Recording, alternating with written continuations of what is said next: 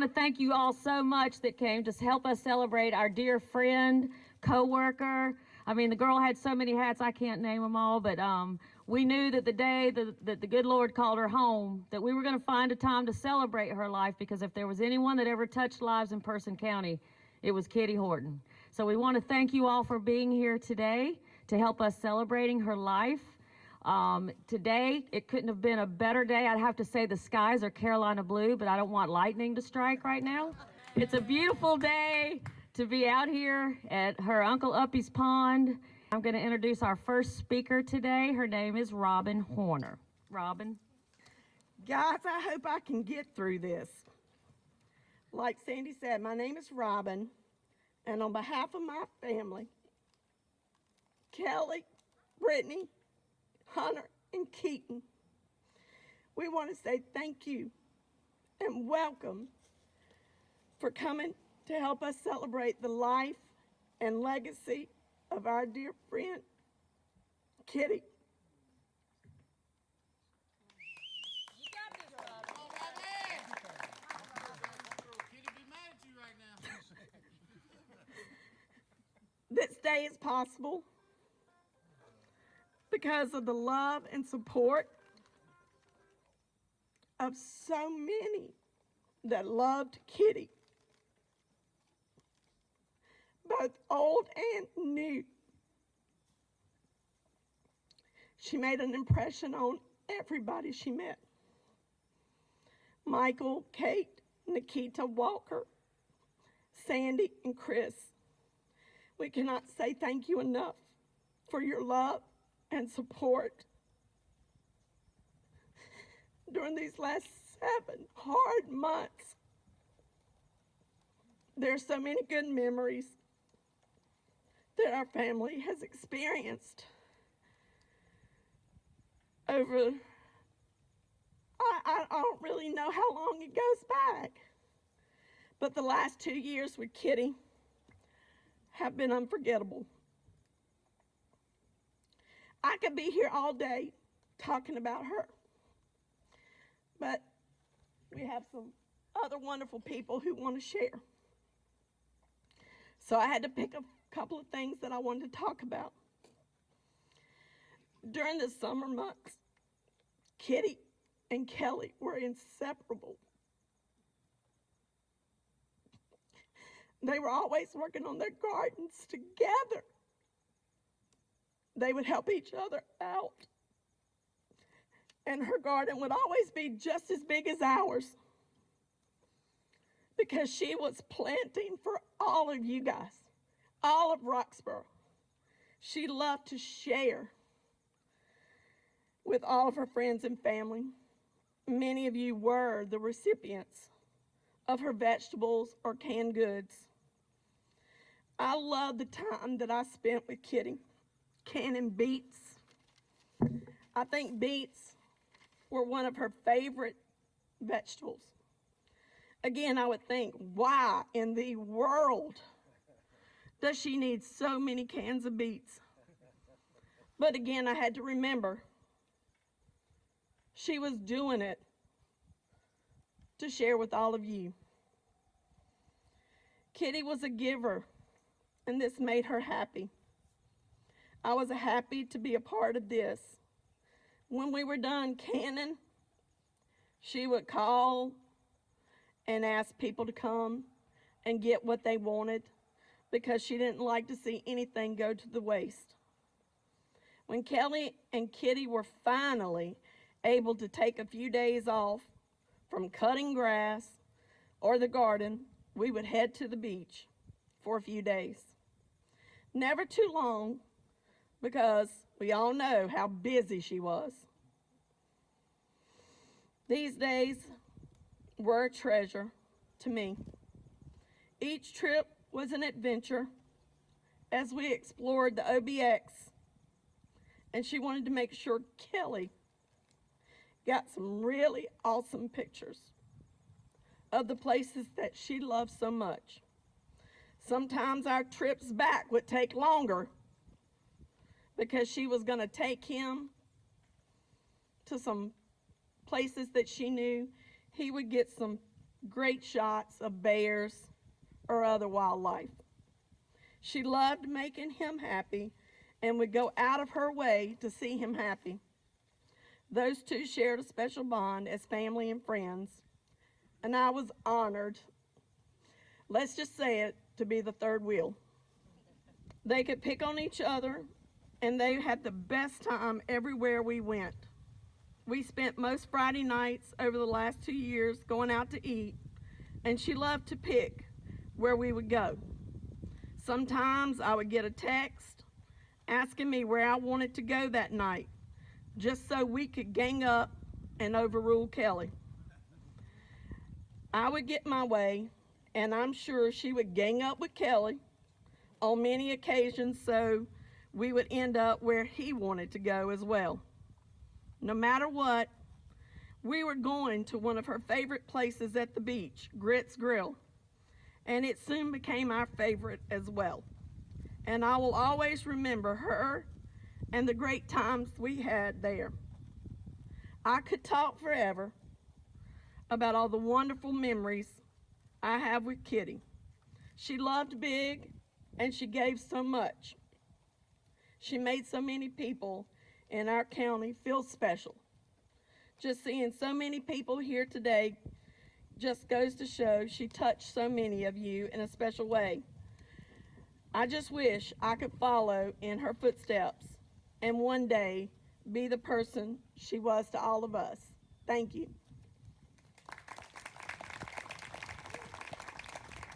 Good afternoon. I guess most of you know who I am. I'm Ronnie Peed. Kitty and I got to be real good friends in our jobs.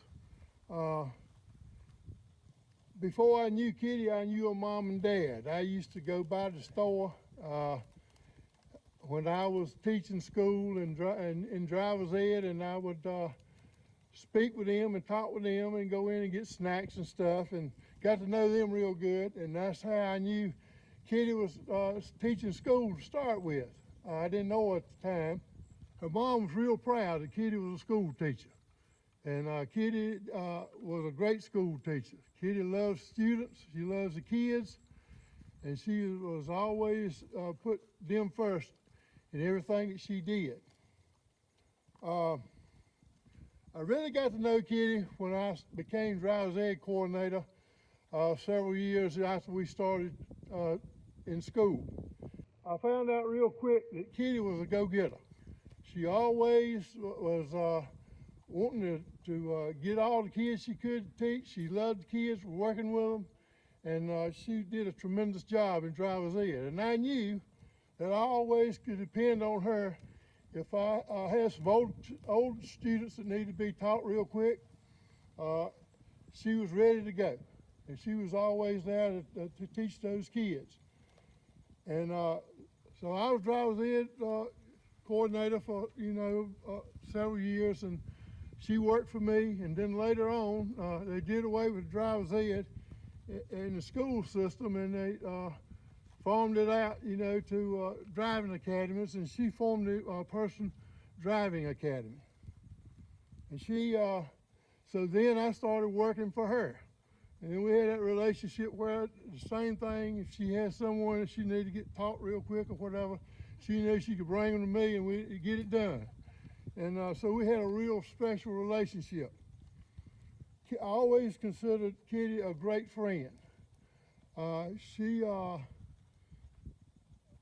I told her one time that I thought she had more jobs than Bear had aspirin. Because she had her hands in everything. She taught school. She drove a bus after school and before school. She taught driver's ed. She coached. She also worked with the recreation department, and through them refereed for volleyball in the school systems for the junior high and middle school system. She had gardened. She mowed yards for other people and did things for other people. So I said, I can't keep up with you. You got too many things going on. And I have a couple of little stories to tell about Kitty real quick. One of them is a snow story. She taught driver's ed and I taught driver's ed. And one afternoon we were teaching driver's ed and it started snowing. Now, it wasn't supposed to start snowing until late that night. But it started snowing as soon as we got them in the car and we got away from school, it started snowing. So the first thing we did was took the kids home. You know, when flakes started falling, parents get real nervous. Their kids are not at home. So anyway, I get all my kids home. I'm get back home and I get a call from Mr. Bugner. Mr. Bugner says, "Where's Kitty?" I said, "I don't know where Kitty is." I said, "I guess she's like me. She probably started teaching kids to driver's ed." Well, he done got a call from a parent because one of the kids hadn't got home yet. So I said, "Well, Mr. Bugner, this time before cell phones.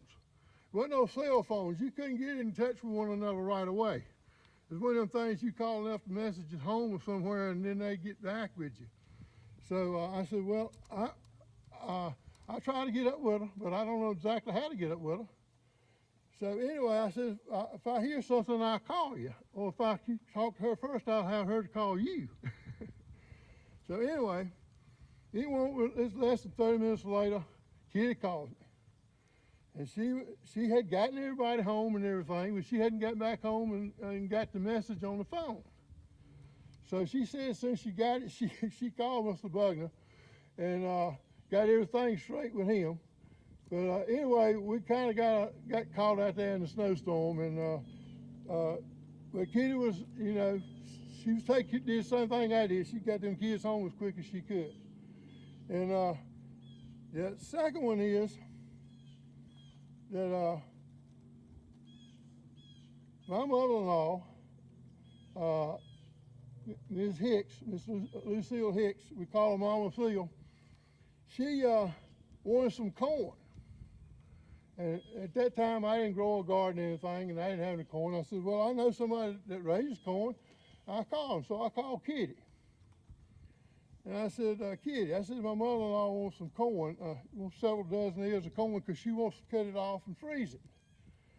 She said, "Sure, I'll get her some." I said, "I'll pay you for it now. We'll pay you for the corn." Well, Kitty picks the corn, takes the corn to Mama Seal, and gives it to Mama Seal and won't take anything for it. That's Kitty. You know Kitty. She wouldn't take anything for it. And so every year for the next 4 or 5 years or so, Kitty would furnish Mama Seal with corn. And Mama Seal thought the world of Kitty. She loved Kitty, and she was always asking about Kitty, and Kitty was always asking about Mama Seal. And she'd go by and see Mama Seal occasionally, and they had a great relationship. But that's the type of person Kitty was. And I know one year that I started gardening some, and they we couldn't find the purple hull peas. For some reason, the distributors that furnished seed for purple hull peas, they didn't have them. And so I talked to Kitty about it. We talked about it, you know, talked about purple hull peas. And the next thing I know, Kitty calls me and says, "Did I want some seed for purple hull peas?" I said, "Sure, if you got some. I mean, you know, you don't have to have them." And so the next thing I know, she done brought me some seed for purple hull peas so I could have purple hull peas that year. That's the type of person she was. Now, I didn't, you know, socialize with Kitty at parties and that type of thing, but we had a great relationship, working relationship. And we were real good friends. And I loved her because she was a hard worker, and she would do anything for you, and she loved people. And that's the type of person that Kitty Horton was. And we all miss her, and I miss her. I really, really miss her. And, but she was a great lady. Thank you. My name's David Stewart. My dad was Hugh Ray Stewart, and if anybody like Robin and Kelly and everybody else, half the time find my dad he was over here at the cabin or somewhere doing something with Kitty. First thing I just wanted to share is when we were kids, we always about this time of the year, me and my brother would always go with Daddy to cut wood because Daddy got all this wood from Kitty because they had they always had a deal, she wouldn't like Coach P was talking about, she wouldn't charge nobody for nothing, so they just traded it out. We come over here, somewhere in these woods over here in all this land, Daddy would cut Kitty's wood for her, and she would let him have all that he wanted. And we always look forward to that because me and my brother always look forward to it because she used to have, if you know Kitty and you've known her for a long time, she used to have two big dogs, collies, and we always want to go to Kitty's and see Lassie dogs. She let us play with the dogs, and after we got through cutting wood, she would always let us watch TV because when we were growing up, we didn't have a satellite or cable, and she had that. We thought it was something because she had that. If you remember, years ago, the satellites were the real big ones like that, and she'd let us watch whatever we want to on TV, and she said, "You always tell us, y'all want anything to drink or eat, just get what you want out of the refrigerator." And sometimes we go in there too much. Daddy say, "Well, y'all boys don't go in there messing with her stuff like that." And Kitty said, "Hooray, you shut up and be quiet. Them boys ain't heard nothing." But anyway, that's like everybody else who spoke so far, always willing to help people. And when I coached at Southern for 4 years, when they didn't have a wrestling coach, when she first found out that I was coaching, we actually ran into each other in the gym, and she was in charge of the Booster Club, most of you know, taking up money and stuff. So she said always would tell me, anything that you need for your wrestlers, or if you want to get anything for them, you don't worry about it. You come see me because I'm the treasurer, and I got to say so what goes out of the treasury. So, and that was real helpful. She always helped me out over at Southern, like everybody else said. And I'll finish with a little story. She always liked riding a golf cart around here. You always saying you know where she'd be at on a golf cart around here.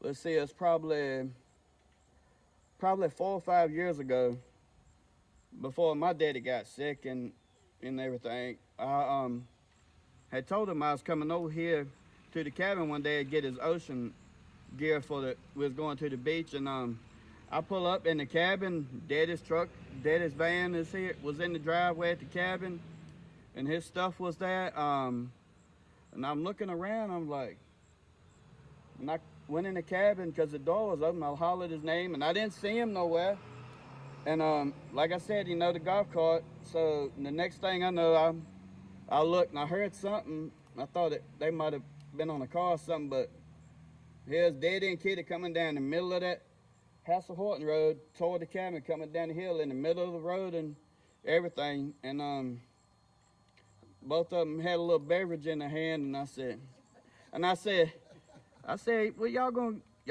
get caught with them beverages riding down the middle of the road on a golf cart, not even licensed. And I probably not should say what she said, but you can about imagine. She said, I don't give about 4 or 5 words after that, but that's just the type person Kitty was. She did always, even after Daddy got sick and he eventually passed away, she come over and helped us out and everything like that. And thank everybody for letting me speak today. And like he would say, go Duke. Hey everybody, I'm Melinda Chambers, and I'm going to tell you the real story about Kitty Horton. I went to Southern Junior High School in 1987, and they only let me stay a year. We had too much fun, I think. I followed my husband as assistant principal there. And that was the year I really got to know Kitty Horton. That was also the first year that Sandy Mathews was there. And I think Mr. Lunsford probably, when he found out I was coming, he probably said, oh no, let my husband stay there instead of me, because he probably thought, you know, she's not going to be able to handle this crowd. But anyway, we did have a great time that year, and I learned a lot about Kitty Horton. Usually the kids at junior high school are aged about 12 to 15, but there was this one guy that got off the bus the first day, and I will promise you, he was 16 years old, and he was in the, let's see, 7th grade, I guess. Would that have been right? Yeah, 7 through 9. He was in the 7th grade, and I promise you he was 16 years old. So think about those 12-year-olds and this 16-year-old kid. So I want you to close your eyes and think about the Fonz, because that's about what he looked like, except a little bit rougher than that. But he had this long black mullet. He had on his black leather jacket with his chains and all that. He had his jeans, he had his boots. He thought he was really cool. Well, I'm not going to tell you his real name because some of you may know him, but I'm just going to call him Tim. If I slip up, please don't hold that against me, but I'm just going to call him Tim. But anyway, first day of school, during first period, Bobby Buchanan brought him to my office because he was disruptive. So Bobby came in, he said, Ms. Chambers, I cannot deal with him. I can't deal with him. You're going to have to do something with him. And I said, well, what's he doing? He said, he will not let me teach. He just won't let me teach. And so anyway, I had to deal with him that day. Well, the next day he was brought to my office again, first period. What's he doing? He's got cigarettes. So I had to send him home because that was in board policy, you can't have cigarettes. So I sent him home for 3 days. First day he comes back after that, he comes walking up the hall with his arm around the girl, right in front of my office, kissed her right in the mouth, swear, kissed her right in the mouth. I thought, this kid is going to be the one that causes me to go home before the end of the first week of school. So anyway, it just got to be like that the whole time. Kitty thought that was the funniest thing she'd ever seen. She just loved it. Every time she'd see me, she'd say, how's Tim doing today? Loved it. Well, every time I had to call his mom, you know, she would come back with some really crazy thing about how bad the school was, how bad I was. She got to the point she started calling me. She would ask the secretary, she would say, could I please speak with Ms. Chambers? Well, the secretary knew who she was, and so she called down. This was Ms. Graham. She called down and she said, Ms. Chambers, Ms. Evans is on the phone. Well, again, that's not her real name, but Ms. Evans is on the phone. So I would pick up the phone, and the first time, I swear, she said, Ms. Chambers, you're just jealous because Tim doesn't want to kiss you. So that year, Kitty gave me a Christmas present from Ms. Evans. Of course, she didn't tell me it was from her, but this was it. My bell. Merry Christmas.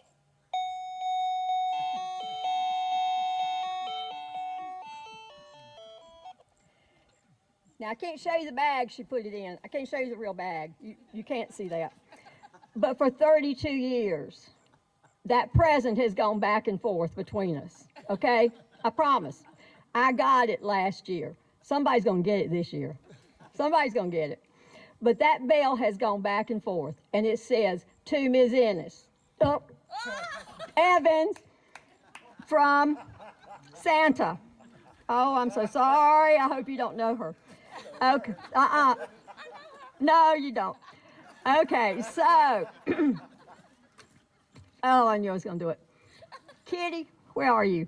But anyway, so back and forth, 32 years. But the trick is you can't let each other know when you're giving it to the other one. That was the trick, and we'd have to hide and do it. But that was Kitty.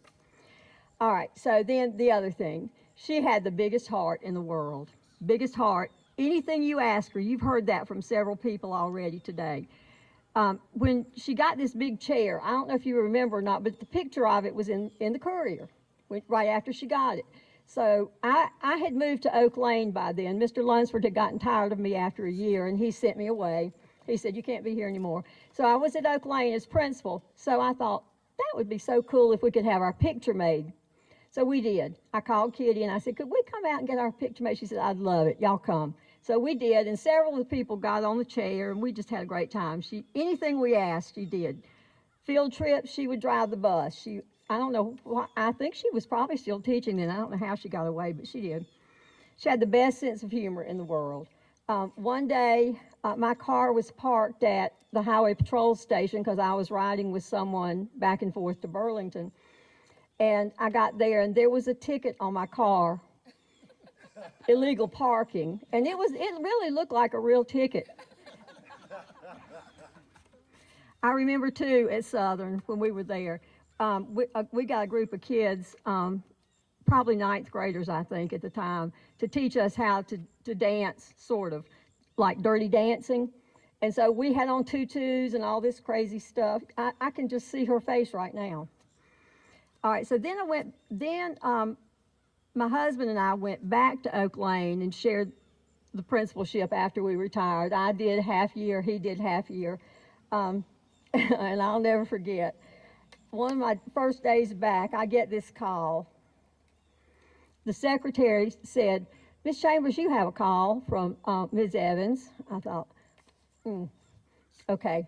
So I pick up the phone. I knew it was Kitty. Kitty. She said, Miss Chambers, guess what? I said, what? She said, you remember Tim, my son? She said, this is Ms. Evans. You know Tim? I said, yes. She said, he's in prison. I said, really? She said, yeah. My mouth's dry.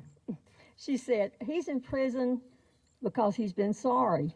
I said, oh, can you go to prison for that? She said, yes. She said, but I got good news. His children are at Oak Lane. I could hear her, thank you. I said, they are not. She said, yes, they are. I could hear her laughing in the background. And it's true, they were. They were there. The kids were very sweet, though. They really and truly were. Okay, so when you're an elementary principal, you read lots of children's books, or when you're a grandmother, you do that too. And Winnie the Pooh is one of my favorite ones. So, Kitty, I don't know how to say goodbye, so I'll take it from Winnie the Pooh. Oh, no, please. Can't we go back to page 1 and do it all over again? And also from Winnie the Pooh. What if I fall? Oh, but my darling, what if you fly? To Kitty. Miss you. Excuse me, somebody left some liquor on the podium and I didn't want him to see it. I started to take a drink of it. I'm so happy I'm part of this occasion this afternoon. I wouldn't have missed it. And let me tell you, everything that they have said before me is true. I was there to witness a lot of it. And I want to say this afternoon that the legacy the kid has left behind has certainly had a great impact on my life. She was not a good co-worker, but she was a good person. Because one of the things that Kid had taught me the second year I was at Southern was that parents sent us the best that they have. And they did. And we had the best people to help work with those children to mold them during those adolescent years to be what they are today. I've had so many of them to come back and thank me for what the faculty and the staff did at Southern for them in order for them to be able to be decent citizens, wholesome citizens. Kitty did a lot to inspire me. And one of the reasons was because when I first got to Southern, that was my first opportunity to be a principal. But I had been an assistant principal at Northern and also at the high school. But Kitty had a lot of inspiration on everybody that she came in contact with at Southern, not only the students, but the teachers as well. And she could get you to do things that you never thought you could do. And I remember one day when I was sitting talking with Kitty during her evaluation, and I asked her, I said, Kitty, why do you do what you do? Why do you work so hard? Why do you share so much? And why do you love everybody so much? And Kitty told me, he said, Mr. Lunsford, so I'd rather ask for forgiveness than to ask for permission from you. I said, Kitty, honey, keep doing what you're doing and just try to inspire the rest of the staff to pick up what you have, and I don't know where you got it from, but keep it going. As I read the article in the newspaper the other day, I learned a whole lot more about Kitty than I knew the 13 years that I worked with her at Southern. And one of the things that I learned about her was the fact that she was a good person to everybody that she came in contact with. And Kitty was the person that I had after I retired to always call me by my first name and second name. And some of you probably don't know this, but my name is Johnny Merle. And this is the poem that Kitty wrote me for my retirement. Johnny Merle, by many he is known. Johnny Merle, to love him we have grown. 34 years he put to the test. 34 years he been the best. From physical science to administration he went. Many students home he sent. Northern, person, Southern, he served them all. Even driver education, many students he did whole. Caring and concern for each one he had, not only the good, but even the bad. Ball games, meetings, PTAs, he was always there. Whatever he had, he always shared. No nicer person could anyone ask for. His standing polish was always an open door. His service to us all was great indeed. At least to one, he planted a seed. Many times we hear him say how often it was to be Friday. Monday was his best day, because the whole week was ahead this way. In all sincerity, Mr. Lunsford, we all like to say, you have touched us in so many special ways. Best of luck in every special day. Special memories we'll cherish all until we get that special call. Look high, look low, look everywhere, but you'll never know how much we care. Your new life will now start here with you and your Dorothy so dear. With loving thoughts from us we sent, much happiness in your retirement. To you from us, we offer our love. Say keeping two from God above. Kitty Horton. I wanted to share that poem with you because Kitty was not only a good person, but she was a good writer. She was a poet. She had much to give, and she gave it all. I often tell students that, my former students that I see, they congratulated me on the help that I gave them. I always would like to keep the memory of Kitty in my heart because of the people that I worked with at Southern that helped to make me the person I am today. I thank God for that.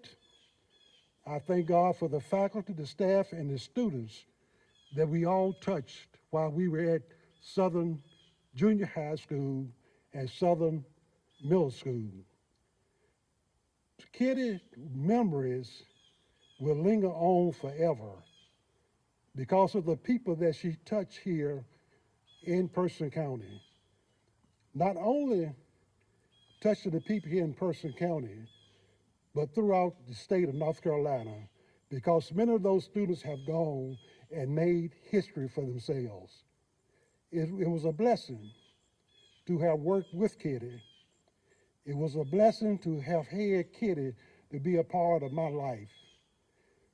After I retired in 1993, there was a void left in my life for 1 year.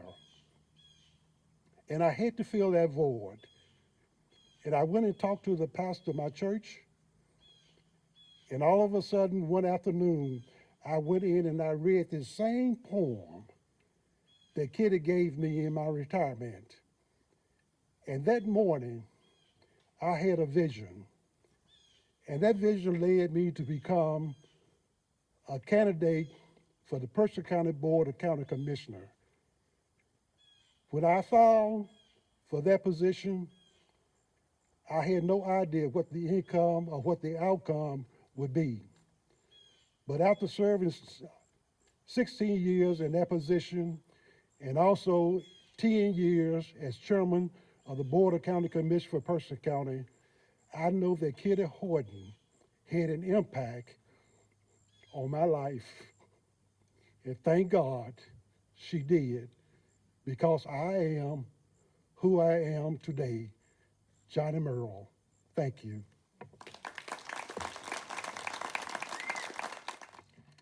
There is no way I can do this now.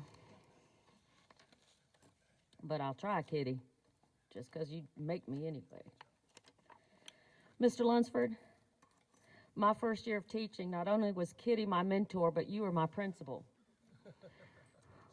And I think that's why I lasted 27 years, because of both of them. They were amazing role models and mentors for me. Boy, could I tell some stories about Kitty Horton. Most of them not out loud.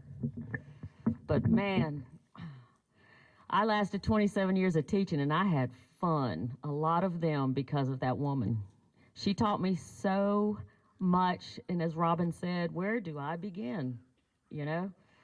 I will start with a couple of just stories because I have favorites. One of them was the first year or two that I started teaching, and it was Christmas. And Kitty had a soft place in her heart for those kids that really struggled at home and needed some extra love and attention. And she was just amazing because she would find ways to help them, to do things for them, and not do anything with their dignity or hurt them, but make them feel very, very special. And there were two particular little girls, and you know, back in the day, you could do so much more in the school system than you can now.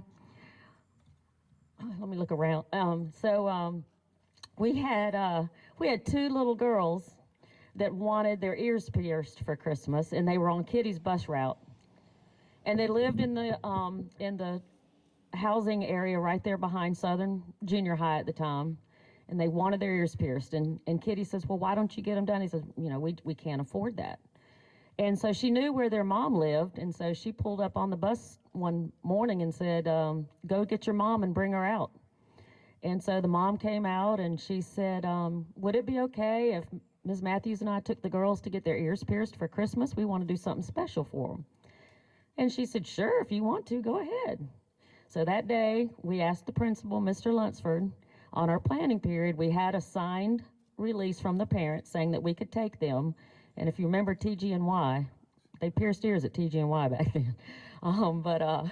We took those girls to TG&Y and they got their ears pierced. And you would have thought that those girls had won $1 million. They were so excited that they could walk around with their ears pierced like all the other girls had at school. And that's just one example. Okay, so one more, since we're retired and I can tell it. We used to love, during our planning period, to play cards, okay? We would eat lunch, plan, and play cards, really. We were that talented. Every time we'd have new guys come in the PE department, we'd say, we're going to teach you a game, and you can learn it while we're eating lunch together, because our lunch and planning coincided, okay? So they'd come in, and we'd start opening up our sandwiches or whatever, and she'd start dealing cards to play hearts. But she'd always go to the locker room door, and she'd put a little rock or something on top of the door. And the first time she did, I said, Kitty, what are you doing? She said, oh, we got to know when somebody's coming in the door. Principal might walk in or anything. Oh, okay. So we're sitting there playing cards one day, and one year I'll never forget it. Dennis Walker was the principal, and we heard the rock drop and hit the floor. So everybody took their cards and stuck them under their seat, and we're just eating lunch. And Rudy Brown was one of the PE teachers at the time, and Dennis Walker walked in. He said, Rudy, come on up to my office. I want to do your post-observation with you. He said, yes, sir, I'll be right up. He said, no, come on, I want to talk to you on the way to the office. Come on now. Rudy's like, really? I'll be there in a minute. I'm just going to finish my sandwich. Come on, Rudy, let's do it. I don't have a lot of time. Well, Rudy had to get off of those cards, sitting in that chair on his butt. And when he stood up, those cards fell all over the floor. And Dennis walked and looked at him and said, what are y'all doing? He pointed to me and Kitty. He said, they made me do it. So we had so many members of the PE department went on to teach hearts to so many people when they left us. Those are just a couple of stories about her. I could go on, but Mr. Lunsford just let you hear a poem that she wrote for him, and I thought, I think I'll write a poem for Kitty. And now I'm worried because he just read it out loud, and I am not a poet. But to try to sum up what Kitty meant to me, I decided to write a poem. Scotty, you should have helped me. I don't know where you were. My brother and I usually write them, but we usually have a few things to help us before we start writing. Yeah, can I have that flask? No, I'm just kidding. No. All right. There's a quote by Groucho Marx that reads, when you're in jail, a good friend will try to bail you out, but a best friend will be in the cell next to you saying, damn, that was fun. Kitty was my friend who was the very meaning of this quote. While we never went to jail, we sure did have some mischievous adventures together. Today I'd like to share a poem that I wrote that describes the friend she was to me, and it is entitled A True Friend. I had it checked by an English teacher that plays golf with me, and she wanted to correct it, but she didn't want to take out any of the words, so here we go. Kitty, you touched so many people over the years. You made them laugh, and you dried their tears. You were the kind of teacher that I strive to be. You loved all of your students unconditionally. That was good, wasn't it? You taught me that teaching was best done from the heart, and you were right. That was the most important part. You taught me that my students wouldn't care what I knew until they knew that I cared. Thank you so much for all the knowledge that you shared. You always amazed me with all of the hats that you wore, a teacher, a bus driver, coach, referee, and so much more. Then you'd go home and you'd ride that tractor for hours. You'd plant vegetables, tobacco, cotton, and flowers. Girl, you got us in a lot of trouble over the years with all of your pranks. Always your partner in crime. And for that, I do give thanks. There were so many, there's too many to count. Some that I'm glad that our principals never found out. Like stealing the Christmas tree from the Southern Middle School cafeteria and replacing it one night with a Charlie Brown tree while nobody was there. We gave that assistant principal a few gray hairs that year. Poor Coach Taruso took the fall for us that day, but he was a new kid on the block. What can I say? We sure did have some great times together, teaching, coaching, playing cards, and four-wheeling. I can still hear you say, girl, okay, guys, let's deal 'em. As partners in hearts, you and I were tough to beat, and most of the time, we didn't even cheat. Those lucky enough to have had you as a friend are better people today. You loved with all of your heart. That was just your way. I'm so thankful to have been among them and consider myself blessed. As friends go, Kitty, you were simply the best. Whenever I needed you, you were just a phone call away. Friends like that don't come along every day. Thank you, Kitty, for always having my back. Whether I needed to laugh or cry or just a shoulder to lean on, you were there in minutes, and that I could depend on. So how do I say goodbye to a dear friend who means so much to me? This is the only way, by using the words that we both love to say. So, Kitty, do you know just how much I love and miss you? To which you would respond, do you know Hugh? Yes, Kitty, you're damn right I do. I will cherish our times together until I see you again. So just know how much I love you, my sweet, dear friend. God has you in his keeping, and I'll always have you in my heart. That was my poem.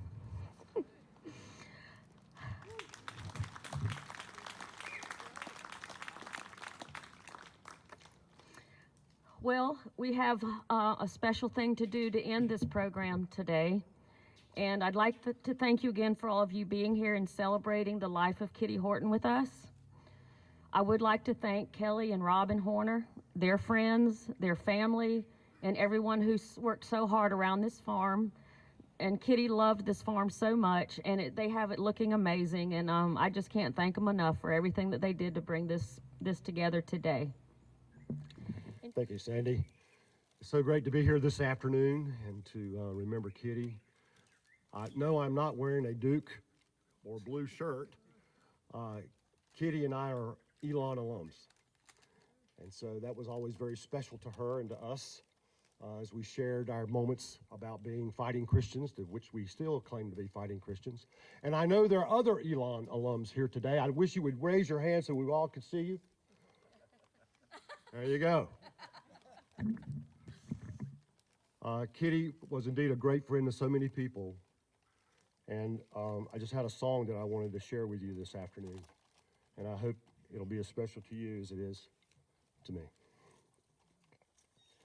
When I am down and oh my soul so weary, when troubles come and my heart burdened be, then I am still and wait here in the silence until you come and sit a while with me.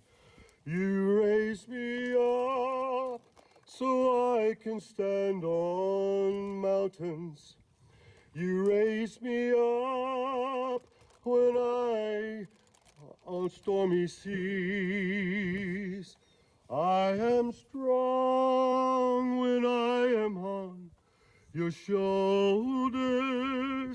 You raise me up to more than I can be.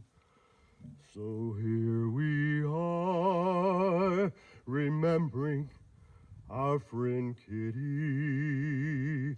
A kinder friend there could never be. And though we miss our dear friend so greatly, we'll always cherish every memory. You raise me up so I can stand on mountains.